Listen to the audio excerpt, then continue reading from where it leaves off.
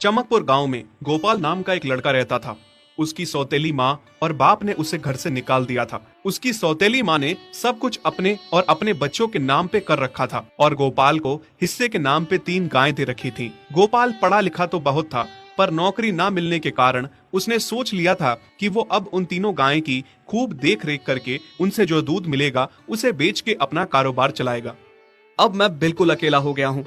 गौ माता, तुम तीनों के अलावा मेरा अब कोई भी नहीं है। बस मेरा घर चलाने के लिए तुम तीनों को मेरी मदद करनी होगी। तीनों गायें बहुत ही हट्टी कट्टी और जवान थीं और रिश्ते में भी एक दूसरे की बहनें लगती थीं। चंपा, चमेली और मैना। मैना सबसे बड़ी और समझदार गाय थी। चंपा गर्भवती थी और चमेली को अभी अभी बच्चा हुआ था। वो दूध दे रही थी, जिसके दूध को बेच के गोपाल का थोड़ा बहुत घर चल रहा था। पर गोपाल को अब चंपा और मैना पे पूरा भरोसा था कि जब उनका बच्चा हो जाएगा तो वो खूब दूध देने लगेंगी और जिससे उसका कारोबार अच्छे से सेट हो जाएगा। देखा चमेली बहन, हमारे मालिक को कितनी उम्मीदें हैं हम तीनों से। हाँ चंपा, सुना मैंने, मालिक ने हमसे कितनी सारी उम्मीदें लगा रखी हैं।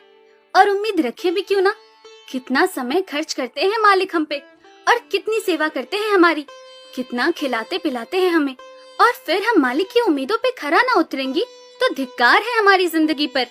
सही कह रही हो बहन तुम। चलो हम तो मालिक के लिए कुछ ना कुछ कर ही लेंगे। तुमने बच्चा दे दिया है, दूध भी दे रही हो, मैं भी गर्भवती हूँ। थोड़े दिनों में मैं भी बच्चे को जन्म दे दूंगी, फिर दूध भी देने लगूंगी। लेकिन इस मैना दीदी को देखो, हम दोनों से बड़ी हैं, एक बार भी बच्चा ना दे पाई आज तक। क्या इसका फर्ज नहीं बनता मालिक के लिए कुछ? ये तो बड़ी हैं, हमसे ज्यादा इसको मालिक के लिए करना चाहिए था, लेकिन हम छोटी होकर इतना सोच रहे हैं।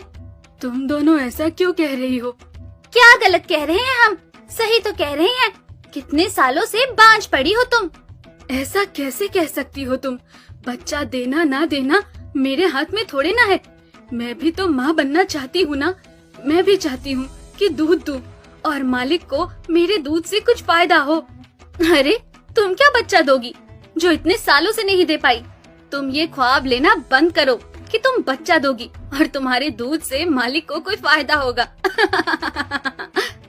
दोनों छोटी बहनें बड़ी बहन मैना की बेबसी का मजाक उड़ाती हैं और उस पे हंसती हैं। इस बात से मैना बहुत दुखी होती है और रोती है कि उसी की बहनें उसको दिलासा देने की बजाय उसे ताने मार रही हैं, उसका मजाक उड़ा रही हैं। फिर एक दिन गोपाल का पड़ोसी उससे कहता है, अरे गोपाल, तुम्हारी 2 गायें तो ठीक है, एक गाय का क्या है? उससे तुम्हें कोई फायदा नहीं है, बेच क्यों नहीं देते उसे? अरे नहीं नहीं भाई साहब, बेचना क्यों उसे? अभी बच्चा नहीं